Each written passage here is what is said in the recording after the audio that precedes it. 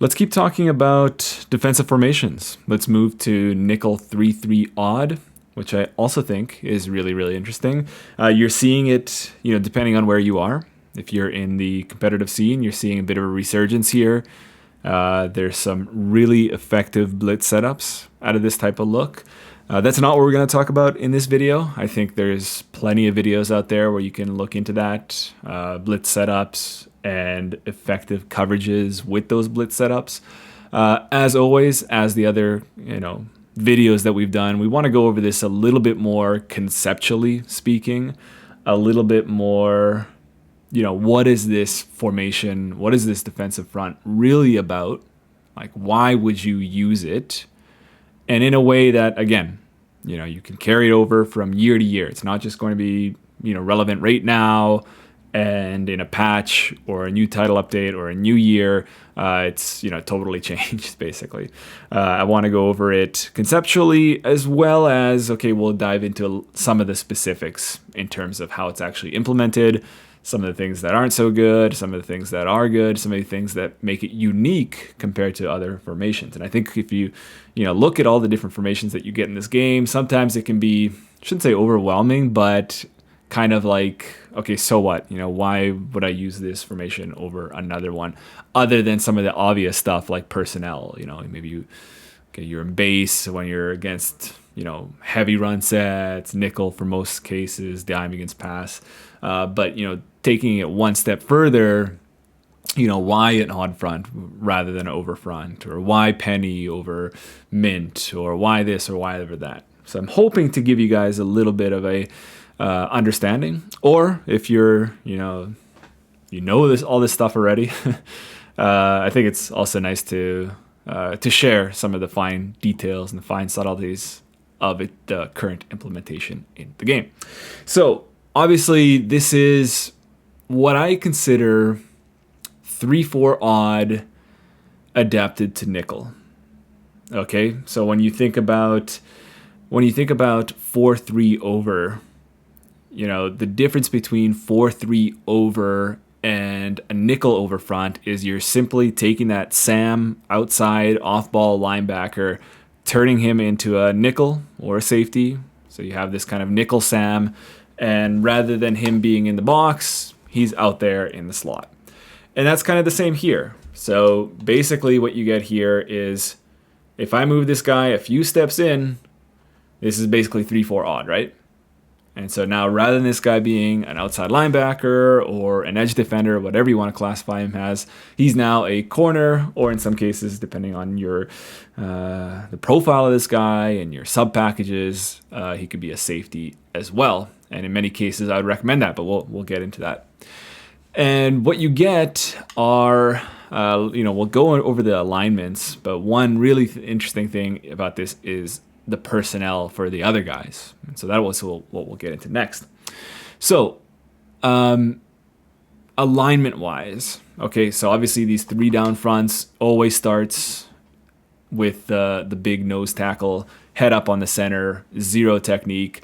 Again, I've talked about this in the penny front video. I don't necessarily see a reason for this guy to actually be a big space eater, block consumer, run defending force that you would expect him to be. Intuitively, even if you don't really know much about football, it's like, okay, this guy is right there in the center of everything. He needs to be able to take up blocks and, close off the space for the running back. From what I see in this game, the double teams, like especially on zone runs, are effective no matter who this guy is, whether he's 100 pounds or 1,000 pounds. It seems to not really matter.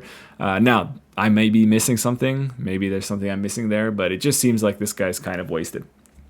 So, yeah, he's not really going to make plays for you because he's always going to be double teamed, and he's not necessarily going to be freeing these off linebackers to make plays. Okay, they still will make their plays. Don't worry about that, but not in a way that you would expect, where this guy's freeing these guys up to kind of shoot the A gap or things like that, which is probably fine. I don't know. I think the offense has so much going for it already that people aren't really running the ball, at least at a high level anyway. So maybe it doesn't matter, and you can have a pass rushing type right here anyway. Then you get to these outside guys. So this is where things are kind of interesting, particularly this year over previous years. So what do you classify these guys as? What are they? Are they defensive tackles? Are they defensive ends? And what their alignment really is a 4, in my opinion. So these guys, to me, what it looks like are head up on the tackles. Okay, so these guys aren't like in Penny where they're a touch in. Okay, maybe this is a little bit too much, but they're inside of that tackle as 4 eyes, and they're those B gap defenders. Where those guys, okay, those are clearly interior guys. They should be defensive tackles.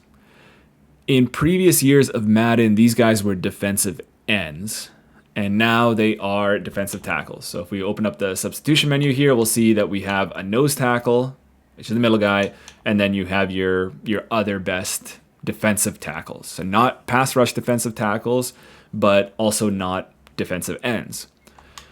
I would honestly think that these are more like run defending defensive ends or, pass rushing defensive tackles, kind of that mold. And I guess you could kind of go either way with it, because in some cases, those guys are going to be taking the B gap. In some cases, they're going to be taking the C gap. Okay, so this is an odd front, not necessarily a tight front that you would see, again, like in Penny, or that you would see if you played college football, there is, nickel mint, and there's nickel tight, or I forget what it is, if it's 335 mint or 335 tight, or whatever the designation is there. So for a while, like in my head, when I was running this, I was considering this like a tight front, and that these guys should be B gap defenders. But in reality, they are head up on the tackles. They're four techniques, and they can kind of be adaptive. They can kind of go either way.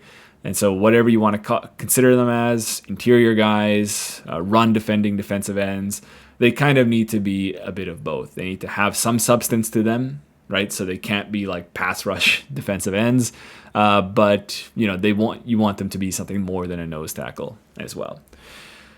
So now here's where things get really interesting with this, okay? And where things get interesting to me are these interior guys and this stand-up outside edge defender, backer, whatever you want to call him. So this guy is, in football, you'd call this guy like a jack linebacker.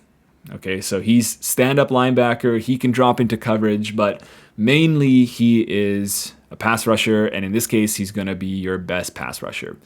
And what's cool about it, and this is where things get really unique, and this is just frankly how it's been for a while with this formation, is that this guy will flip depending on the strength of the offense. So he will always be on the opposite side of the nickel Sam. He will always be on the opposite side. So if I were to flip the offense, he would be on the other side, despite him being, if we look into it, he is the starting rush left edge. Okay, so that's kind of the weird part. It's like, why is he the left guy over the right guy? But you could, if your best pass rusher happens to be on the right side, you can just manually substitute him if you want. But in this case, he's the starting rush left end, but he's not necessarily going to be on the left side every time. Okay, it's dependent on the offense. So that's kind of nice, if you want to set up your defense that way, where you have your, beefier interior guys, and you have, let's say, one good pass rusher that you always want to have on the edge that's, kind of out of the box, in a sense that, like, let's look at the doubles front right here, the doubles offense right here, where you have that tight end. He's typically going to be outside of that tight end. It's a bit easier job for him to set the edge against him than, let's say, a tackle. And the fact that he just has that nice angle to be able to rush the passer, to be able to contain. That's kind of unique about it, because if you look at all the other defensive formations in this game, more or less it's all left and right. Okay, and that can be fine, but you're kind of at the mercy of the offense, just simply flipping the offense, and then now all of a sudden your strong guy is lined up weak, and your weak guy is lined up strong, and it can be not necessarily a headache, but like you can't then really find specific guys for specific roles. You then kind of need all-arounders, which is, I don't know, maybe in some cases better, but anyway. So now, the interior guys are also interesting, okay? And I don't know, this might be new. So the interior guys also switch between pass and strength, okay? So think about it this way. Barton is the true, like, middle linebacker, like the Mike, and Gray will be on the right side here on, basically on the opposite side of the nickel, and he's kind of your, whatever you want to call him, like buck linebacker. So let's swap. So remember, Barton, Gray, Jones. Barton, Gray, Jones, Mike, Buck, Jack, or Will, whatever you want to call him. So we're going to call quarters, and we're going to flip 4 verticals right here. And again, we have Barton, Gray, and Jones over here. These guys are still kind of the same guys. Like this guy will always be on the left, always be in the center, always be on the right. But these guys actually swap, which is cool. Why I think that's cool is because now what you can do, obviously I already explained it with this guy, where this guy's just always your best pass rusher. For the interior guys, you can be a little bit clever right here. Okay? You can have one like run defending, A-gap fitting linebacker, and one that is more coverage guy, that's more kind of rangy, that's maybe more friendly to user. So that would be like your middle linebacker. So what you really have here is 2 sub linebackers. So the way that you define it is, the Mike is sub linebacker 1, and the other guy, whatever you want to call him, let's say Buck, is your sub linebacker number 2. And the way that you could define it is that, okay, this is a whole other thing just in terms of how quarters is set up, but let's go to palms here.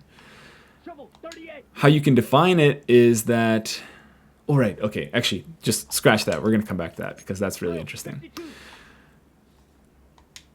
How about this? Let's go to a whole different formation, a whole different coverage right here. Let's go Tampa 2. No, not even Tampa 2. Let's go, how do we want to do it?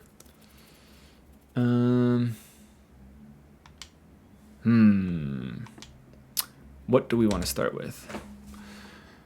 Okay, let's actually just forget about that, because there's a whole other whole other way of running this defense that my thought here is going to make a lot more sense. Okay, so let's just finish this, and then we'll go to this other way of running this defense, which I think is really interesting as well. But the way I think about it is that, if you have these 3 interior guys, the way that I would originally think to run it is more of like a tight style, where they are crashing into the B gap.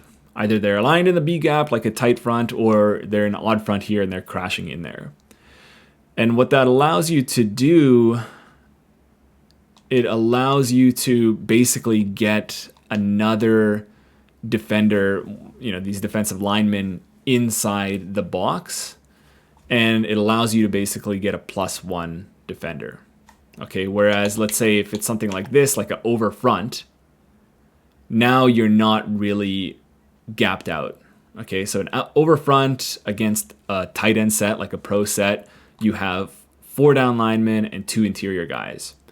And so you have, what you basically get is you get a C gap here, a B gap here, an A gap here, an A gap here, B gap here. Then you get the D gap, but then you have nobody between the tackle and the tight end, right? You have nobody between the tackle and the tight end. And let's say if you, for whatever reason, you like cover 2, well, you just can't run it because the safety can't be there to plug that gap. Okay. Now you can get clever with things with different stunts and then, different gap shoots and things like that. But in terms of like a down after down base defense, it's not super sound. You can also do things like, depending on what it is, you can kind of kick these guys over and you can have this guy kind of playing, he can kind of fold into this B gap right here. But then he's in a pretty big conflict, right? So if this is a flat defender, like in cover 3, it just doesn't make sense for him to be able to fill that interior gap. Or if he has to match number 2 on a vertical, I know this is just Tampa 2, but if he has to match number 2 on a vertical, like if it's a cover 2 match, then he's also kind of conflicted. The idea with these types of fronts is that you are taking that C gap defender and bringing him inside. And so you get a +1 in there, and it allows your the guy that needs to come in from the secondary, to have an easier fit. Okay? So now this guy is a natural good fit to come in and play the run. Because cover 2, he's playing inside of number 2, naturally speaking. So naturally, he has a good angle to play this edge right here. Okay? So now you're kind of in a position where, you're playing Tampa 2, which is, known as not necessarily being a great run defense, but you're pretty good right here. You have the C gap, B gap, you have AA, then you have B, this guy can come over here on the C, and this guy's on the edge over here outside the tight end in the D gap. So that's the kind of general consideration between odd and even fronts, or odd and over fronts, is that you're kicking one of those defensive ends inside. And that's like your big trade-off, right? You're kicking one of those guys inside, and that will make you stronger in the interior, but you're going to give up something in the pass rush, the way that you contain the quarterback, the way that you can set the edge in the run game. So that's kind of the consideration there. The other thing is that this actually used to be amazing last year, where this guy just simply wouldn't get blocked by anyone. And so like if you had to bounce that outside, then this guy would kind of come free. But, if this guy's a good defender, like especially if you have a safety, and I've preached this a few times, high impact block, high strength, he'll get into these situations where even if he gets blocked, he's just going to kill the guy and make a tackle for, a modest gain or a loss of yards.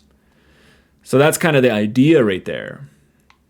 The idea right there is that you are clogging up the interior, right? So there's nowhere to go, right here. So there's obviously an A gap on the backside, but the linebacker is going to fit that.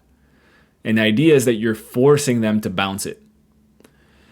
Okay, you're forcing them to bounce it. And then in this case, okay, it was beautiful last year. Okay, not beautiful. It shouldn't have happened, to be honest. But if you were using it as beautiful, because this guy would just kind of come in free and, stomp the ball carrier for a 2-yard loss.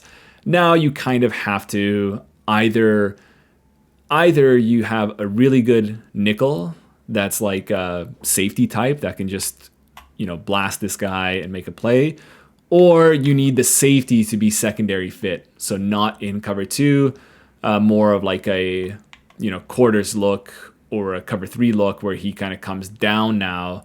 And even if this guy gets blocked, he kind of comes down, and you're forcing the running back to bounce it out of the box, bounce it out of the apex defender, and then by the time he gets over here, the safety is able to get there for a modest gain, if that at all.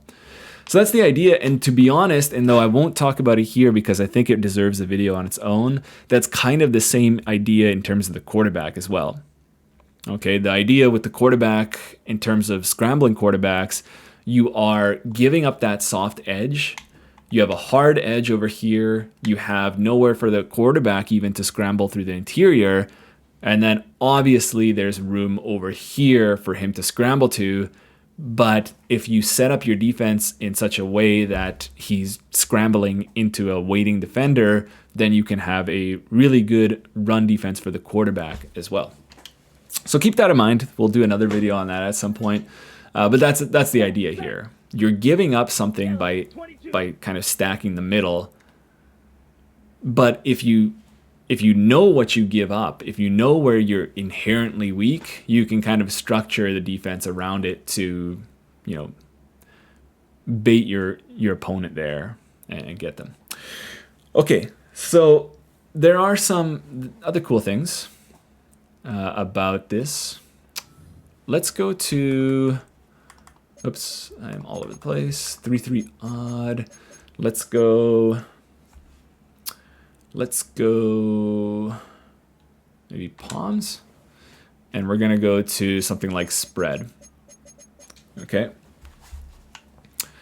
So if you get into situations where on the weak side you have multiple receivers, like 2x2 spread or empty, or there's some other cases as well, what you'll notice really quick is that there's no slot defender over that side number 2. Because what happens is that these guys are interior backers, and the guy that you would think would go over there is actually an edge defender. Like, he is a defensive lineman rather than a linebacker.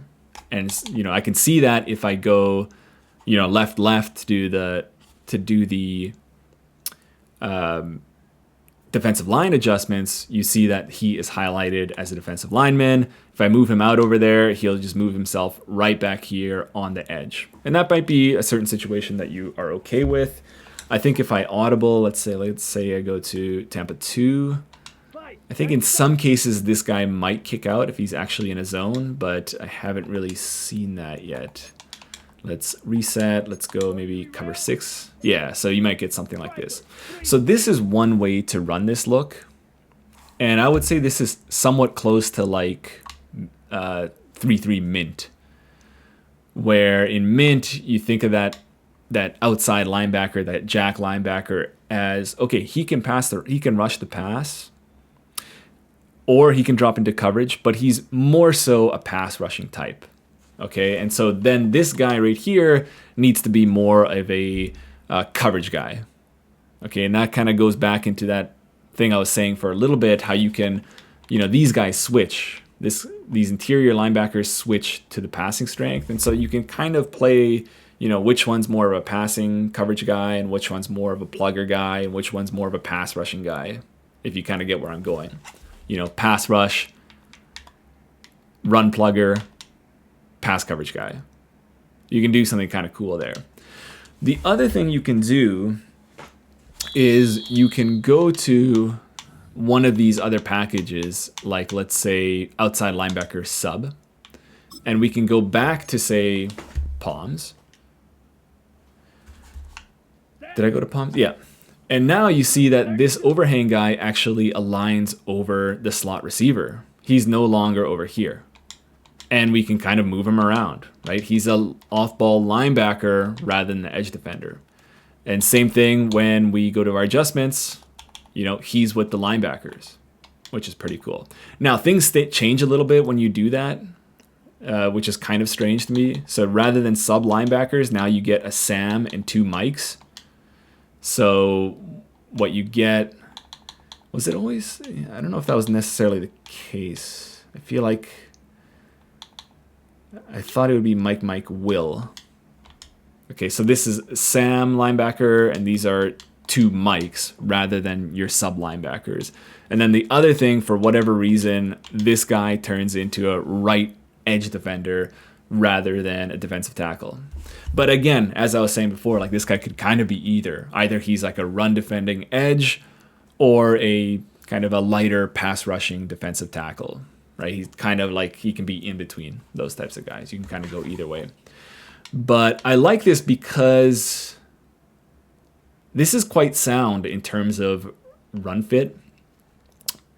But also why I like this guy to be an outside linebacker is that I can fix this annoying case where cover 4 quarters and cover 4 palms uses contains by default really, really easily, where you can just go like left on the D-pad and down on the right stick. And now all of a sudden, or even up if you wanted to. Now all of a sudden these guys are actually pass rushing rather than contains, which was always kind of annoying for me. If this guy is an actual edge defender, and if you were to do that, he would be turned into a blitz, and then you can't turn him back into a quarter flat because we don't have that as a hot route. But anyway, I really like this because what you're doing here, especially if you have something like show 2, what happens is you get this case where you can kind of cover down over these slot receivers, but these guys are still playing inside and still, in a sense, in a soft way, controlling the edge. And then you get basically, 3 interior guys, 1 interior linebacker that's fitting the interior gaps. And to be honest, one of these guys is kind of, you don't even need him in the run game. It's just kind of redundancy, right? So really you could kind of put him up here, and this would be a better 3 safety or 3 high package than the new penny one, where these guys are out here in coverage, C gap, the 2 B gap defenders and the 2 A gap defenders right here. And then this guy is kind of like a redundant fitter, or just like pure pass coverage, or this is where, in my opinion, this is probably the best formation in the game to deal with running quarterbacks. Okay, and like I mentioned before, there's a few interesting things to talk about in terms of scrambling. And certainly that's the case right here, where you have, this guy is rushing the pass, but he's a great, he's a great target or great player that you can just turn into a dedicated spy, because he has really no responsibility, to be honest with you. Like, he doesn't really need to fit the run. And he's an off-ball linebacker rather than like a defensive tackle or an edge guy. And so he's kind of a +1. He's really, you can think of him as a quarterback player. Okay, so you can just freely put him to a spy, and that can be great. But then also, when you talk about like the quarterback run game, what you're really doing there is adding another player in terms of the offense, in terms of who's blocking. But again, because you're already fit so well in terms of these 6 guys, this guy can then even the numbers back, and you're still good against the run.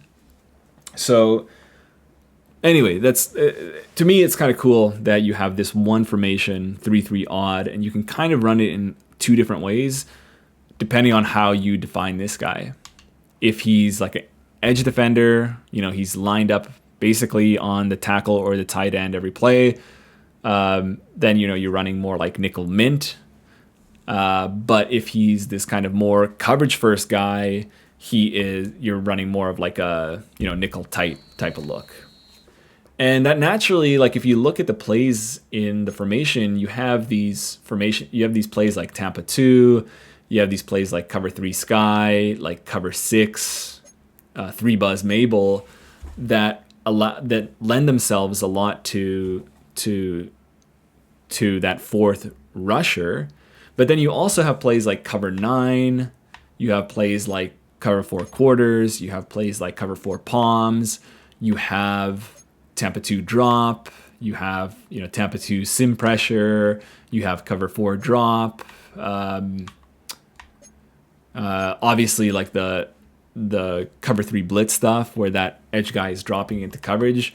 You have a lot of those types of calls that are more suitable to him to be like an off-ball coverage type of linebacker.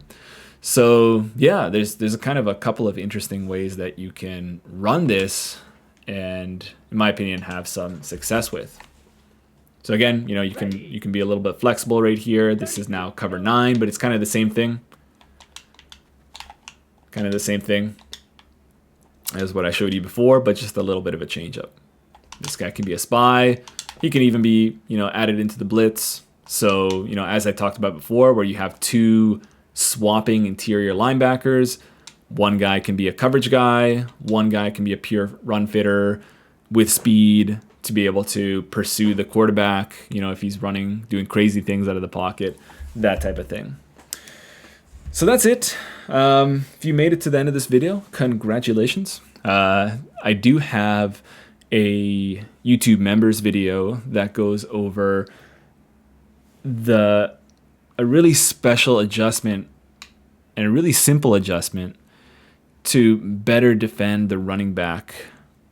These running back routes, these delay routes and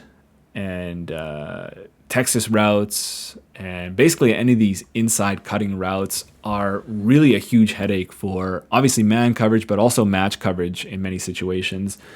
And having this kind of outside linebacker type allows you to get some really interesting adjustments and allows you to run a specialized check to quarters and palms that, in my opinion, based off of what I've been running, is the best way to deal with people that actually use their running back in the passing game. If they don't, who cares? It's not a big deal. But if they do, which I think many top high-level players do, I think they're really the only way to do it because the others, the ones that were given in the game, kind of suck. So if you're interested, definitely check out the YouTube members video there. I think it's certainly a great adjustment. And there's some videos before that as well that I think are equally as great. So definitely check that out. If you're also interested in this 3-3 odd in general, and if you have some questions about it, definitely drop a comment. I'll be in there here and there to answer any questions that you might have. If you have any special adjustments about it or other little aspects that I didn't cover here, I'd love to know that too. So definitely drop those in. Until then, we'll see you guys in the next one, but I hope you find this useful.